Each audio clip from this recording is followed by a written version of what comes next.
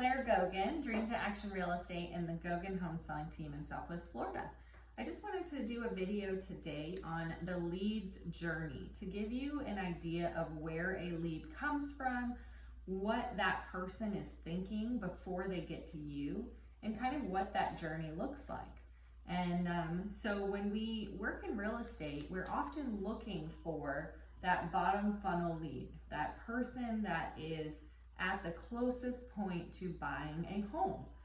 But if you can expand where you look and look for leads that are a little bit further out, you'll have a lot more to choose from. Those will then require some nurturing, but you can get them at a point before they ever reach the point where they are ready to buy, in which case they might be already working with a realtor. So typically a lead or a person that is interested in buying or selling will start with just that, an idea. Usually it comes from either pain or pleasure.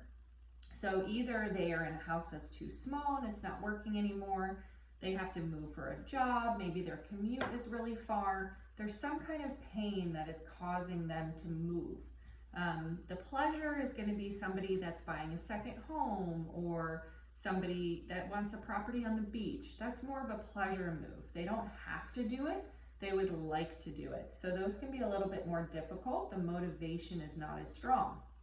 So it's going to start with some kind of intent or idea on, I would like to do this. Those are, we actually consider those kind of more middle funnel because there's some intent there. They've raised their hand.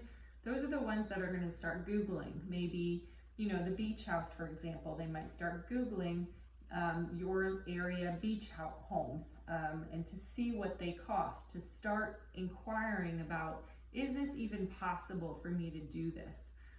The person that is in the house that's too small for them, maybe they're looking at different websites and they're looking on Zillow or Realtor.com or your website, and they're looking at properties that are bigger than theirs because they're trying to figure out what that would cost. If they wanted to do it, what would that cost? So when you get those leads, if you go right away and say, hey, when do you want to go see this house? They will very quickly back off and say, whoa, we are not ready. We are just looking, we're just browsing, we're not serious about making a move right now. And this is where a lot of new agents make a big mistake and say, okay, no problem, thank you so much, and they hang up. Where a really savvy agent will say, great, the home buying process takes a while, and there's a lot of steps that come before actually purchasing a home. And there's a lot that we can do to help you through that process. So this is a great opportunity to set up a buyer consultation, have them come in, walk them through that whole process, run all the numbers, and figure out if it is a possibility for them. If you take the time and provide that value up front, more than likely they're going to be very loyal to you throughout the whole process. That is now somebody that you can put into your pipeline. And if you continue to do that, you now have a constant pipeline of buyers or sellers that are going to transact throughout the year.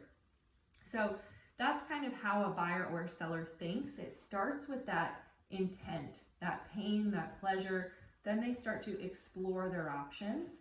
And only later, when they've got all those answers, do they then start actually looking at houses that would work for them.